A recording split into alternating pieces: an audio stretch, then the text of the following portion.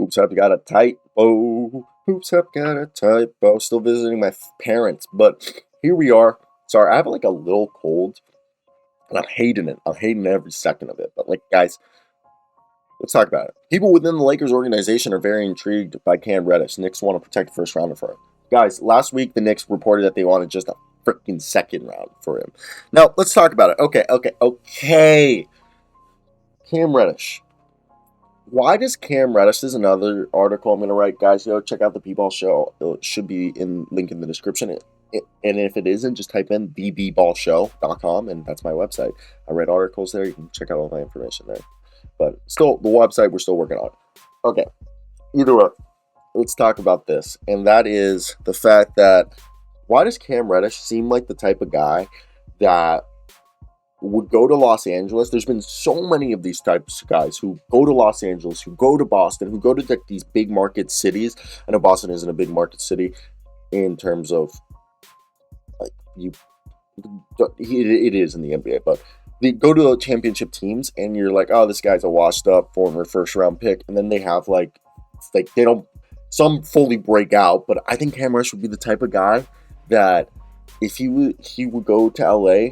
I don't know why, for him playing under the lights, Darvin Ham, being next to LeBron, I see Cam Reddish as this guy who would come out and look like the Cam Reddish that like we've seen flashes of. Like the best version of Cam Reddish. So let me read you what I'm hearing right here.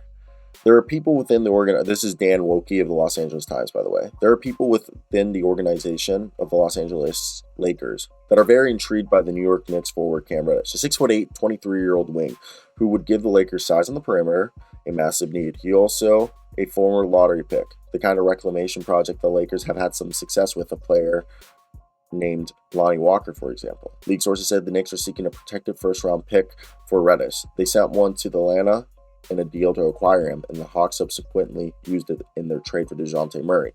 Reddish isn't currently in the Knicks rotation, so the asking price is expected to eventually dip.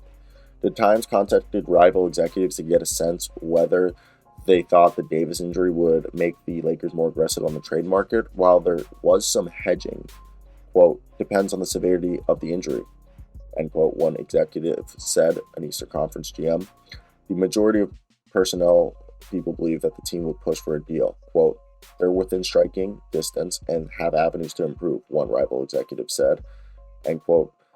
And another rival said that if negotiated properly, he felt the Davis injury could help the Lakers' position in trade talks. The team sought leverage in trade talks since the summer, with much of the league viewing them as desperate to make some kind of trade. That, plus the early season timing of any talks, has kept the icing price really high. This executive thought a Davis injury of any real severity would give the Lakers leverage they hadn't had since the summer by giving them a very real reason to shut down talks and focus on the offseason. So I think right here with Cam Reddish, let's go back to him. It's hard because you look at Cam Reddish's stats. What was Cam Reddish's best season? Ironically,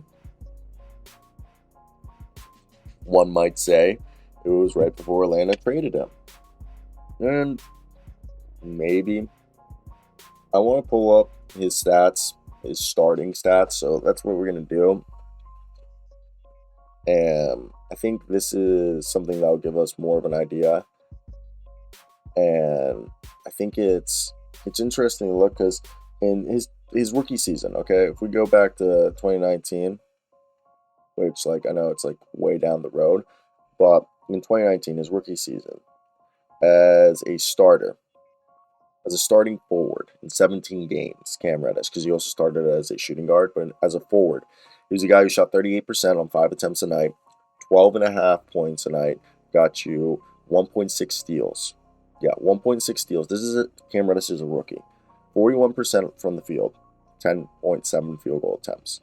5.2 of those attempts were threes that he shot at 38%, making 2 a night. Got to the free throw line twice, so just, not much. But averaged almost 2 steals a night and 12.5 points. Now, if we go to the following year, this is him again. He actually started at guard and forward. He scored more points at guard, but again, he wasn't efficient at all in his second season. Now, last year, as a starter. He started 7 games, okay? And he shot 41% from the field on 15.7 field goal attempts. He shot 39.1% on 6.6 threes a game, making 2.6. Got to the free throw line 3.4 times, averaging 18.4 points, 2 assists, 3 rebounds, a block a night, and 1.3 steals. That's what we're trying to find. And I think that's something that could really work out well for them.